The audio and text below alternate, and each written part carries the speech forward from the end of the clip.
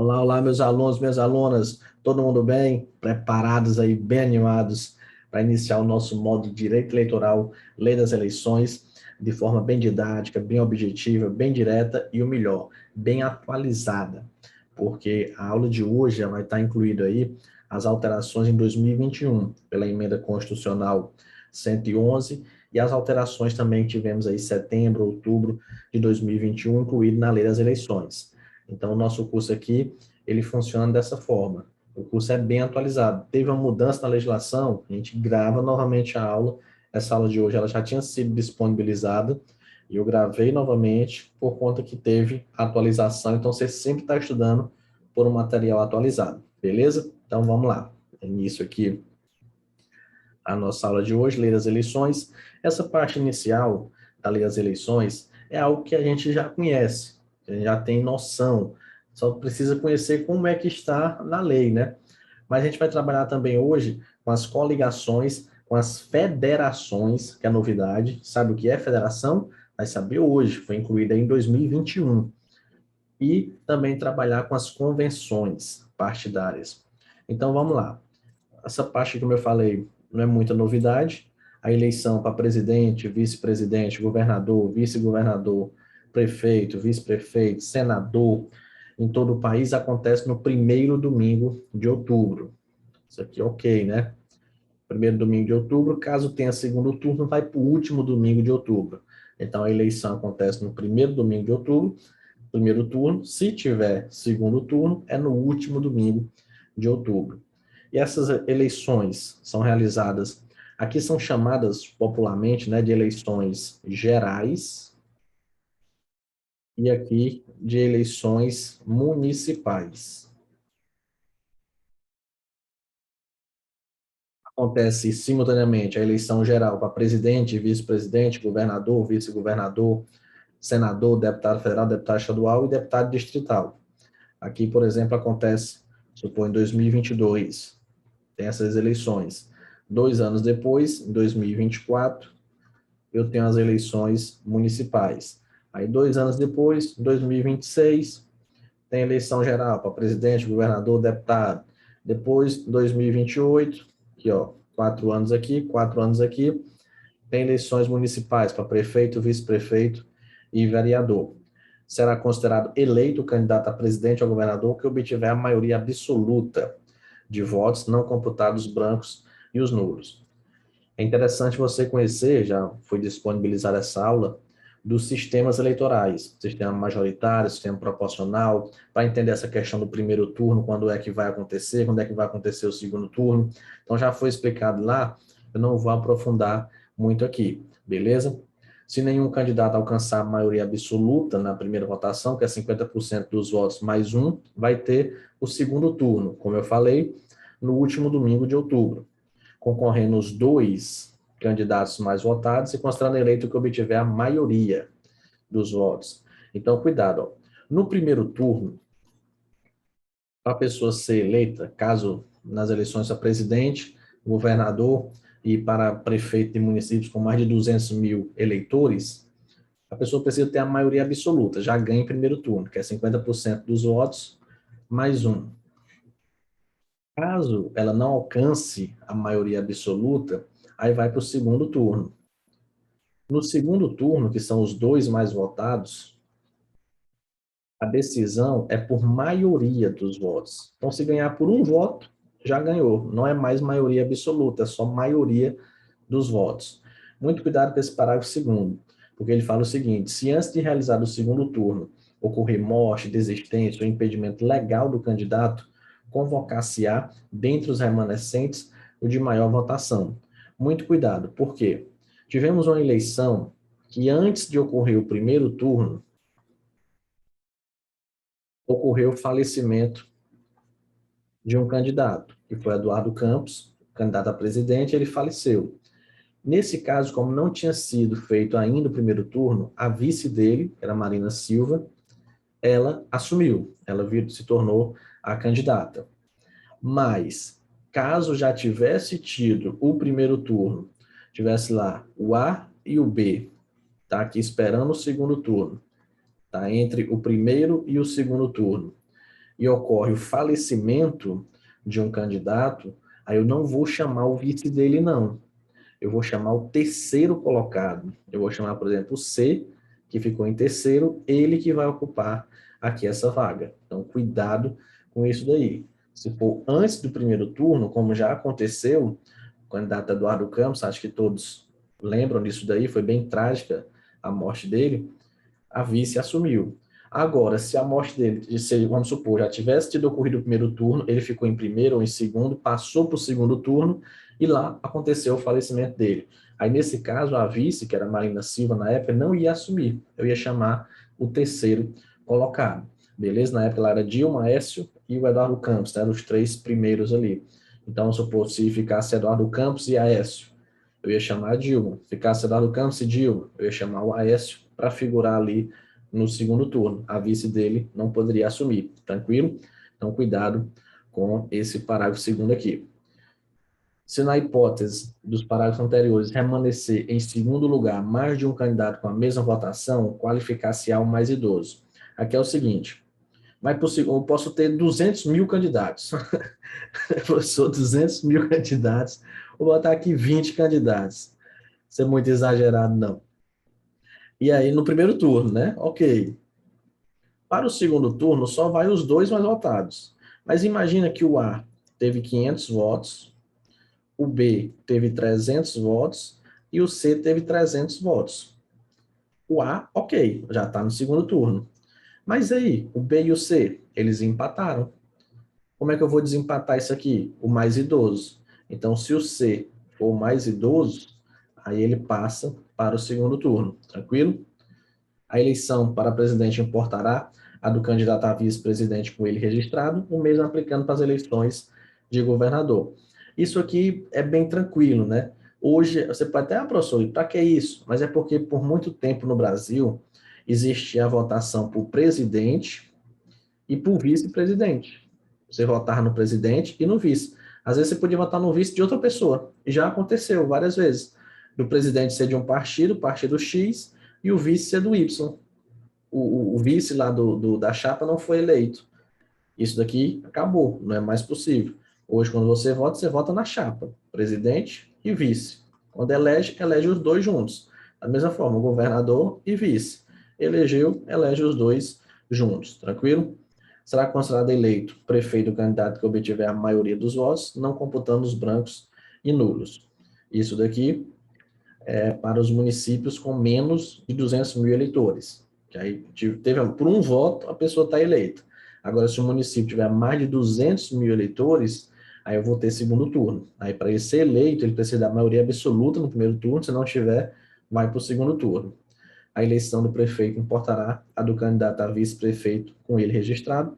É aquilo que eu já tinha explicado. Ó. Nos municípios com mais de 200 mil eleitores, aplicar-se-ão as regras estabelecidas no parágrafo 1º a 3º do artigo anterior, que são essas regras aqui que eu acabei de explicar, do primeiro e do segundo turno. Uma atualização bem interessante aqui para vocês é o seguinte, é sobre a posse. Essa atualização, ela foi feita pela emenda constitucional 111 de 2021. Porque quando é que acontecia a posse do presidente da República? Acontecia 1º de janeiro. Quando é que acontecia a posse do governador? 1º de janeiro também. Isso relacionado com a posse. Agora não é mais. A posse do presidente e a do governador não é mais 1º de janeiro. Professor, e do prefeito? Não, não foi falado nada do prefeito. Continua 1º de janeiro. Faltará da posse do presidente e do governador. A posse do presidente agora vai ser no dia 5 de janeiro. E a posse do governador agora vai ser no dia 6 de janeiro. Então serão essas datas agora. O presidente da República, então em 2022 vai ter eleição. Essa emenda constitucional, ela só vai valer para as eleições de 2026, porque em 2022 ainda vai tomar posse em 1º de janeiro. Só que quando for nas eleições de 2026, aí já vai mudar. O presidente da República vai tomar posse no dia 5 de janeiro, e os governadores irão tomar posse no dia 6 de janeiro. Beleza? Atualização recente aí, cuidado com isso. Finalizado essa parte aqui inicial das eleições, né, como eu falei já, o que a gente já tinha trabalhado, tinha explicado um pouquinho na parte dos sistemas eleitorais, vamos agora trabalhar com as coligações e convenções, começando pelas coligações. O que são essas coligações? Coligações é uma junção de partidos. Eles se juntam ali para ter um respaldo maior, né, para eles brigar por mais votos, como eles estão, às vezes, não, aqui nessa cidade, como é que nós vamos fazer? Você que é do partido tal, vem aqui para a nossa coligação, venha fazer parte do nosso bloco aqui, venha apoiar o nosso candidato, e assim por diante, né? Então, as coligações, essa junção. Coloquei até aqui um exemplo de alguns partidos. Então, por exemplo, posso ter uma coligação aqui, com esses 6 partidos aqui. Eles se juntam e formam aí a coligação X, por exemplo. Beleza. Então, nesse local, esses partidos estão juntos. Aqui também eu posso ter outra coligação aqui. Esses aqui foram lá, se juntaram, fizeram a coligação Y. Tranquilo. O detalhe que você tem que compreender é o seguinte: essa coligação, ela vai ter um nome, tipo, vai melhorar, o progresso vai continuar, cada vez melhor, enfim, pode ter esses nomes, né? Geralmente é assim que funciona. Então, colocar aqui, por exemplo, coligação vai melhorar, pode ser. Agora, a coligação não pode ter o nome do candidato. Não pode, vamos supor que eu sou candidato. A coligação é vote no Suarinho. Não, não pode. A coligação não pode fazer menção ao nome do candidato, do partido, pedir votos. O nome da coligação é pedindo votos. Vote em mim, vote no Suarinho. Não. O nome da coligação tem que ser algo assim bem genérico, né? Bem pessoal. Então, vai melhorar, o progresso vai continuar cada vez melhor. E assim por diante. Outra coisa, quando eu formo uma coligação, o partido não pode mais agir isoladamente. Então, por exemplo, se ele quiser entrar com impugnação, alguma coisa, ele tem que entrar através da coligação. Ele não pode mais agir isolado. Como assim, professor? Imaginar que o PTB. O PTB faz parte da coligação, vai melhorar. Se o PTB, por exemplo, quiser, ele viu que algum candidato do PSC aqui, Partido Social Cristão, está com um registro errado de candidatura, ele apresentou alguma documentação errada, e ele quer impugnar essa candidatura desse candidato aqui. O PTB não pode fazer isso sozinho, porque ele faz parte de uma coligação. A coligação vai melhorar, é que vai fazer isso, que vai entrar com esse pedido, que vai representar junto à Justiça Eleitoral. Só tem uma situação em que o partido que faz parte de uma coligação pode agir isoladamente, que é para questionar a legitimidade, a legalidade da própria coligação. Beleza? Como assim, professor? Imagina que o Democratas aqui, ele visualiza que essa coligação está errada. Ele diz, opa, peraí, tem alguma fraude aqui nessa coligação, não está certo. Aí ele pode, sim, representar na Justiça Eleitoral, questionando a legalidade da coligação. Isso é uma exceção em que o partido coligado, ele pode agir isoladamente, beleza? Mas em outras situações, não. Porque é o seguinte, se o partido quiser, ele vai para a eleição sozinho. Vamos pensar aqui o PSDB, por exemplo. Se o PSDB quiser, ele vai sozinho. A coligação não é obrigatória. Então ele vai sozinho, acabou e pronto. Mas quando ele se junta, quando ele, não, vamos aqui, vamos juntar aqui esses 4 partidos aqui, PSOL, PRP, PSDB e PCdoB. Pronto, vamos se juntar. E fez a coligação continuar crescendo, por exemplo, aí o partido ele vai agir na coligação, a coligação que vai agir naquele, como se fosse um partido só agora. Coligou, 4 partidos ali, formou uma coligação. Então, a coligação é que vai brigar agora por alguns interesses desses partidos, por alguma coisa relacionada à justiça eleitoral. Tranquilo? Então, cuidado com essas informações. Daqui a pouco eu vou trazer o texto legal para você observar, mas é interessante você já ter essas noções. E aqui, ó, também tivemos uma atualização em 2021. Olha como é bom estudar material atualizado. Por que foi feita essa atualização em 2021? Porque acabou as coligações para as eleições proporcionais. Eleições majoritárias, eleição para presidente, governador, para prefeito, pode ter coligações. Já nas eleições proporcionais para deputado federal, deputado estadual, vereador, não pode mais ter coligações. E esse artigo 6º da Lei das Eleições ainda tinha essa possibilidade. E aí, essa lei 14.211, ela veio mudar isso daí, consertar, se adequar à emenda constitucional. Então, é falado, é facultado aos partidos políticos, dentro da mesma coligação, celebrar coligações para as eleições majoritárias. Isso aqui se adequa à emenda constitucional 97, que trata aí do artigo 17, parágrafo 1º da Constituição Federal, que diz o seguinte: é assegurada aos partidos políticos autonomia para definir sua estrutura interna e estabelecer regras sobre escolha, formação e duração de seus órgãos permanentes e provisórios sobre sua organização e funcionamento, e adotar os critérios de escolha e regime de suas coligações nas eleições majoritárias, vedada sua celebração nas eleições proporcionais. E outro detalhe, ó, sem obrigatoriedade de vinculação entre as candidaturas em âmbito nacional, estadual, distrital ou municipal, devendo seus estatutos estabelecer normas de disciplina e fidelidade partidária. Então, o artigo 17, a emenda constitucional 97, trouxe isso daí, a proibição de coligação nas eleições proporcionais, e também não tem obrigação de vinculação entre as candidaturas em âmbito nacional, estadual, distrital, municipal. Como assim, professor? Antigamente funcionava assim. Deixa eu apagar o quadro aqui para ficar melhor. Pronto. Vamos supor que a nível federal, o PPS fizesse uma coligação com o PT. Então, foi feita essa coligação das eleições para presidente, por exemplo. Antes, né, existia a obrigatoriedade dos estados, dos municípios, do Distrito Federal seguir também. Então, vamos supor, se na eleição de presidente ocorreu essa coligação, nos estados também tinha que ter essa coligação. Não poderia ser diferente. Hoje, já não existe mais isso. Hoje, por exemplo, na eleição para presidente, o PT pode estar coligado com o PTB, com Democratas, mas eu posso ter um estado que o Democratas está coligado com o PSDB contra o PT, e o PT está coligado aí, por exemplo, com o PSB, por exemplo. Só aqui bem, eu estou falando o nome de partidos aqui, mas não, a gente trabalha com direito eleitoral, né? Tem que falar nome de partido, tem que falar nome de candidato, mas é tudo de forma impessoal. Mas, o professor está falando do PT, porque é chato isso daí, né? Às vezes hoje a gente precisa se explicar por conta disso daí, de uma coisa que se tornou chata, que nem precisava, porque a gente está, como eu falei, estou dando aula de eleitoral.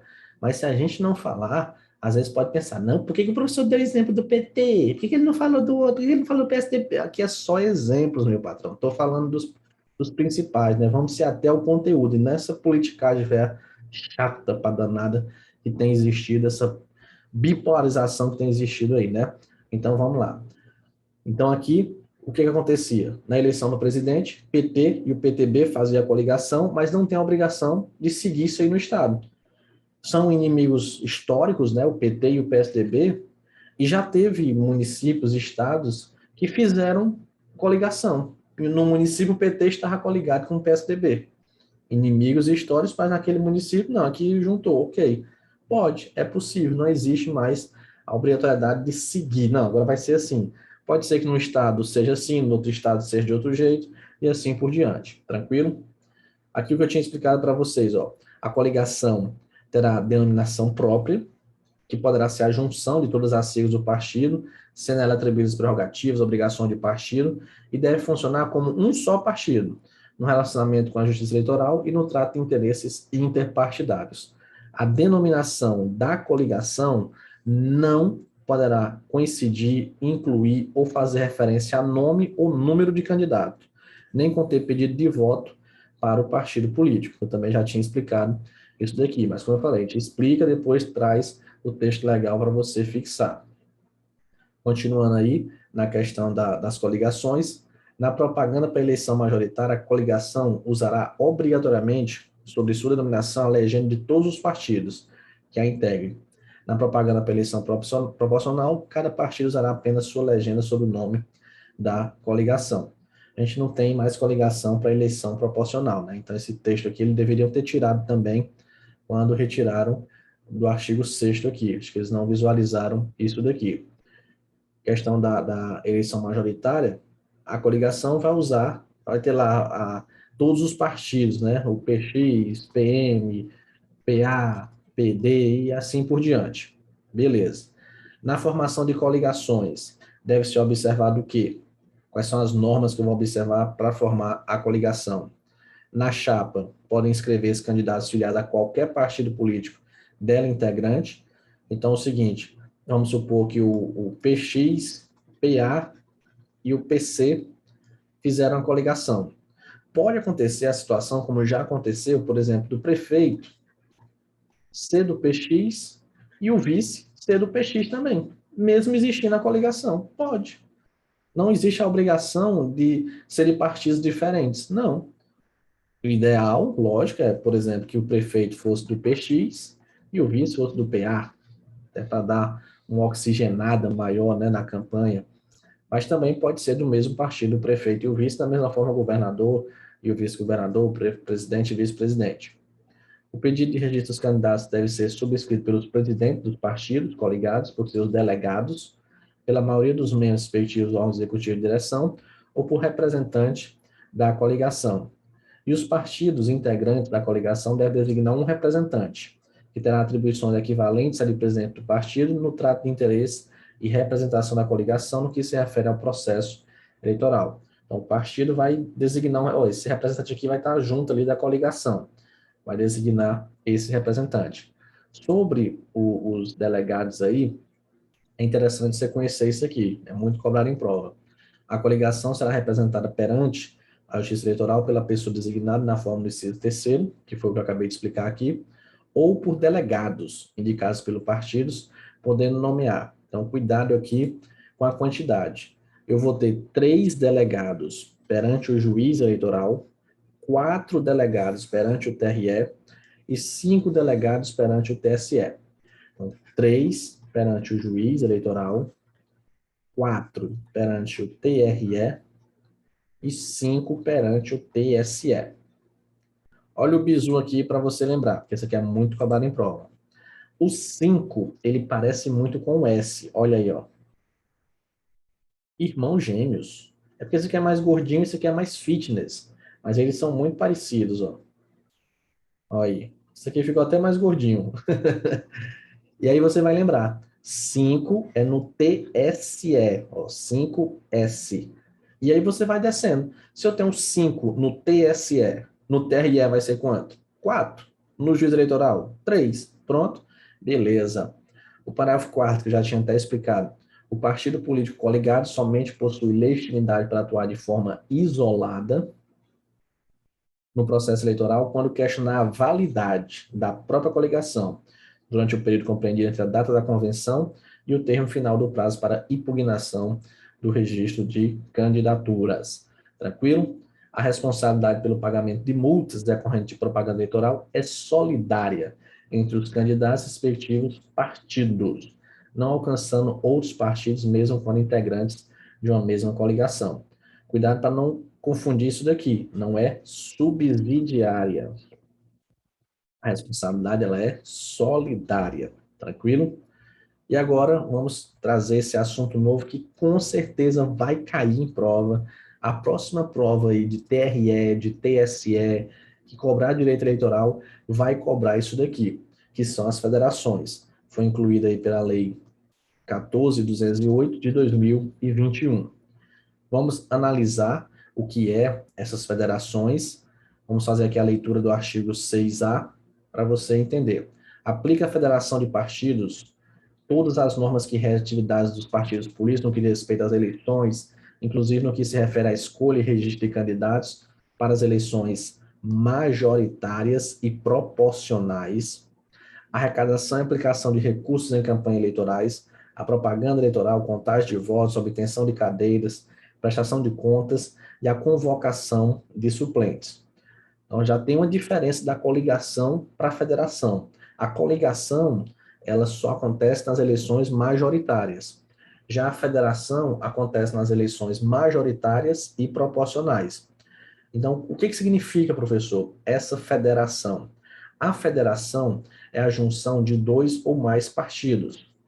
Geralmente são partidos pequenos que querem se adequar à cota lá estabelecida para a Câmara dos Deputados, para a questão de fundo partidário, fundo eleitoral. E aí eles se juntam, vamos supor, pegar aqui PX se junta com o PA e forma uma federação. Esses partidos agora vão atuar como se fosse só um partido. É como se eles estivessem se juntando ali, né? É uma espécie de coligação, só que a federação ela é um pouquinho mais séria. Por quê? Porque a coligação ela acontece naquela eleição. Então pode acontecer de um partido estar coligado na eleição de 2020, por exemplo, mas em 2024 não está mais coligado. E outra coisa, acabou a eleição, acabou a coligação. Já a federação não. Eles estão juntos ali por pelo menos 4 anos. Pelo menos 4 anos esses partidos vão andar juntos. Eles se juntaram ali e vão continuar por pelo menos 4 anos. Então, isso é a principal diferença também das federações para as coligações. Então, vamos analisar aqui. As coligações, elas são temporárias. Acabou a eleição, acabou a coligação. Já as federações, elas duram aí pelo menos 4 anos. Pode ser mais, mas pelo menos 4 anos a federação vai ocorrer. Então, se o PX ele fez uma federação com PA, uma junção, por exemplo, o PX ele é muito pequeno, vamos supor, o PX só ia eleger 2 deputados, vamos supor, federais. O PA só ia eleger 3. Aí eles, não, tá muito pouco. Talvez a gente nem consiga alcançar lá o limite estabelecido, que trata lá na Constituição Federal. Então vamos se juntar, porque a gente juntos aqui, a gente tem 5. A nossa federação tem 5 deputados. Opa, já é um número maior, né? Da mesma forma, aqui outro exemplo, PB e o PC. PB, 6 deputados. Isso aqui teria 3. Então, 3 deputados é muito pouco na Câmara dos Deputados, que tem mais de 500, mas eles se juntam, formam uma federação, e agora tem 9. Olha aí, tem mais do que isso aqui. Então, 9 já é um número expressivo, né? Então, isso aí que acontece. Outra coisa, a diferença entre coligações e as federações. As coligações, elas não têm a obrigatoriedade de seguir a questão federal, estadual, municipal, como eu expliquei. Pode acontecer que a nível nacional, o PB está junto com o PC, mas no estado, o PB está junto com o PA e o PC está junto com o PX. Pode acontecer. Não existe a obrigatoriedade de vinculação. Já na federação, sim. Por quê? Porque a federação é como se fosse uma junção de partidos. Então, se o PX se juntar com o PA, isso daqui vai valer a nível nacional, a nível estadual, a nível distrital e a nível municipal. Essa junção. Essa federação, na federação aqui, vamos supor, federação 1, do PX com o PA, ela vai valer em todo o território nacional, diferente das coligações, que às vezes no estado é de um jeito, no outro estado é de outra forma. Tranquilo? Então, essas federações funcionam dessa forma. Como é bem recente, ainda não tem, pelo menos até o momento que eu gravei essa aula, resolução do TSE para tratar sobre isso. Com certeza, logo, logo teremos aí uma resolução do TSE detalhando mais como vai ser essas federações. Por enquanto, o que a gente tem são essas informações. Pode ficar tranquilo que assim que o TSE fizer essa resolução, essa aula vai ser incluída aqui no nosso curso. Tranquilo? Pode ficar tranquilo. TSE lançou a resolução, já vou gravar para vocês. Mas não vai mudar isso daqui não, porque isso aqui foi estabelecido na lei. A resolução vai só detalhar, explicar um pouco mais. E também reafirmo o que eu disse. Isso daqui, com certeza, vai questão de prova aí nos próximos concursos. E olha um detalhe também muito importante. É vedada a formação de federação após o prazo de realização das convenções partidárias. Que prazo é esse das convenções? O prazo das convenções é do dia 20 de julho a 5 de agosto. Esse é o prazo aí das convenções partidárias. Pode acontecer nessa época, dessa data. Então, a partir do dia 5 de agosto, como acabou o prazo aí para as convenções, também não posso mais fazer federações. Se um partido quiser se juntar com outro, formar uma federação, ele tem que fazer isso até o dia 5 de agosto, que é o prazo final para as convenções partidárias. Tranquilo? Guarde isso daqui, muito importante. Agora vamos tratar sobre elas, analisar nossa aula com as convenções partidárias. O que significa essas convenções partidárias? A convenção é para a escolha do candidato, porque é o seguinte, uma situação que está ocorrendo agora. Vai ter eleição para presidente, e aí várias pessoas querem. Então, um partido específico, P2, tem 3 pessoas, tem o A, o B e o C querendo ser candidato a presidente por aquele partido. O que acontece? O partido tem que fazer uma convenção para escolher quem que a gente vai lançar. A gente vai lançar o B, vai lançar o A, vai lançar o C. É o que é chamado das prévias. Isso é muito conhecido nos Estados Unidos, né? Mas está sendo utilizado aqui também essas prévias partidárias. Então, o partido faz a convenção com os seus filiados, e aí faz a votação e escolhe. E aí, quem vai ser o candidato? Aí vai votar. Não, vou votar em fulano para ser o candidato, votar em ciclano. Pode ser que só tenha um, aí vai só confirmar. Confirmou que é ele. Pronto. Mas pode ser, como eu falei, tem 3 querendo. E o partido só pode lançar um para presidente, para governador. Então vai ser feita a convenção para escolher. Da mesma forma como vai ser escolhido aí os candidatos para deputado, para vereador. Porque às vezes tem uma pessoa que quer ser candidato, mas não tem muita força, né? O cara vai ser candidato, mas não tem a chance de ganhar. Já tem outro que tem uma probabilidade maior. Então, o partido faz a convenção para escolher, porque ele não pode lançar todo mundo. A convenção ela é feita para isso daí. As normas para escolha e substituição dos candidatos para a formação das coligações foram estabelecidas no Estatuto do Partido, obedecido o que diz a lei das eleições. Em caso de omissão do Estatuto, se o Estatuto não fala nada, o órgão de direção nacional é que vai estabelecer isso. As normas aí, publicando no Diário Oficial da União, até 180 dias antes das eleições. Cuidado com esse prazo. 180 dias antes das eleições. Então, imagine que o Estatuto do Partido não falou nada. Como é que seria essa escolha aí das convenções? Não tem nada falando sobre isso. Então, o Diretório Nacional do Partido, que tem um diretório estadual e tem um diretório municipal, né? O Diretório Nacional estabelece e os outros vão seguir aquelas normas.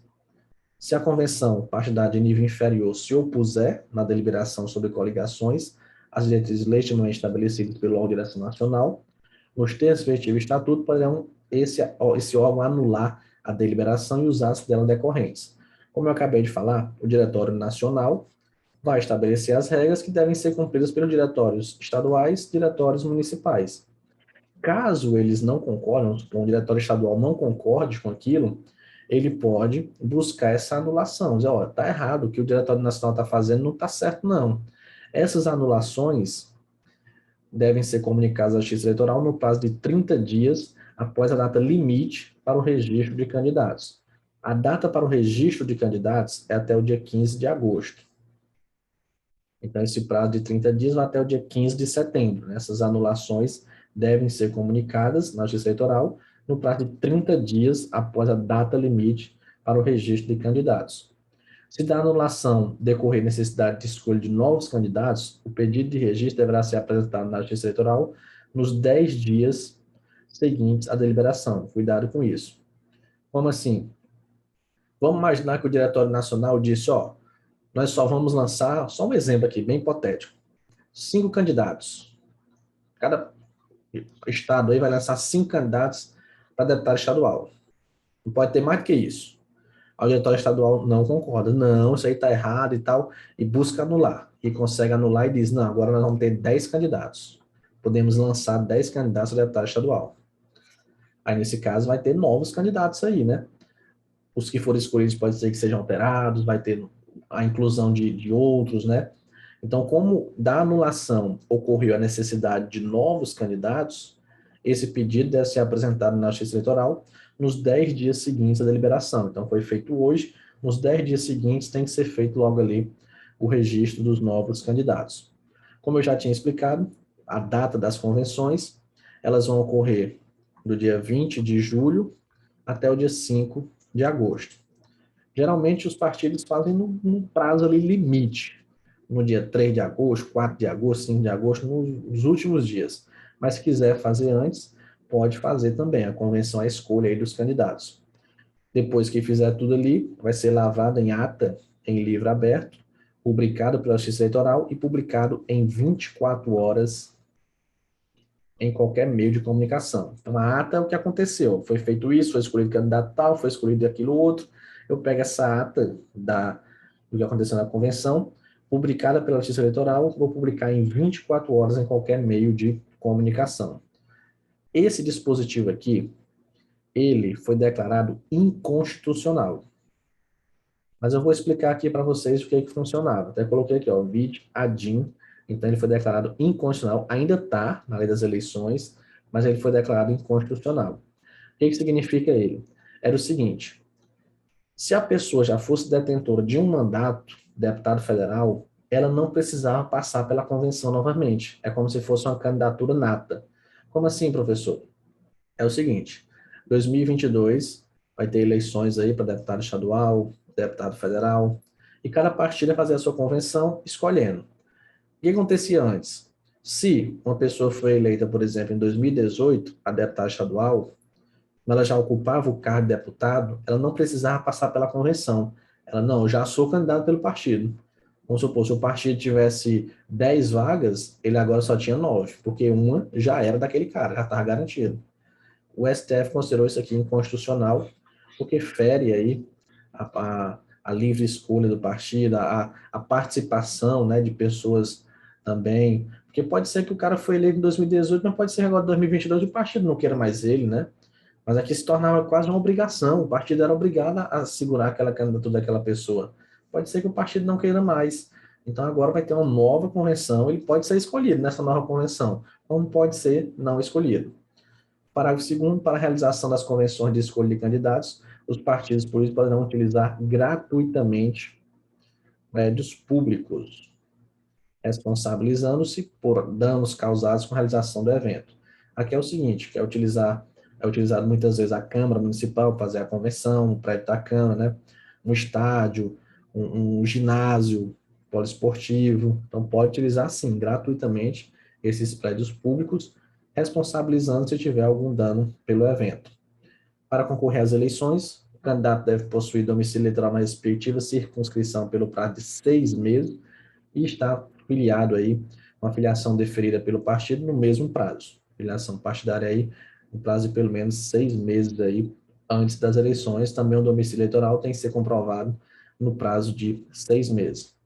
Se tiver fusão ou incorporação de partidos, eu vou pegar a data que a pessoa fez a filiação dela no partido que ocorreu aí a fusão. Como assim, professor? Se o PA se juntou com o PB e formou o PC, eu não vou pegar a data que a pessoa está afiliada aqui ao PC. Não, eu vou pegar a data que ela se filiou ao PA. Ela se filiou ao PA em 8 meses antes da eleição. Ok. Não interessa se ele se juntou aqui num prazo inferior a isso. Não interessa a data da fusão, da incorporação. É o que diz aqui, ó. Havendo fusão e incorporação de partidos após o prazo estipulado no CAPT, será considerada para efeito de filiação partidária a data de filiação do candidato ao partido de origem. Então, qual era o seu partido de origem? Era o PA. Eu fiz a filiação dele 8 meses antes, só que o PA se juntou com o PB e agora virou o PC. Mas como eu tinha feito a filiação no partido anterior 8 meses antes, tá ok, tá válida aí a minha filiação. Tranquilo? Com isso a gente finaliza a nossa aula de hoje, como eu falei no início, né? Bem didática, bem objetiva e bem atualizada. Finalizo com essa frase aqui: a cada dia proveitoso de estudos, a realização do seu sonho fica mais próxima. Cada dia que você estuda, que você aprende, que você agrega conhecimento, você está mais próximo da sua aprovação. Beleza? Qualquer dúvida pode entrar em contato. Um forte abraço a todos e bons estudos.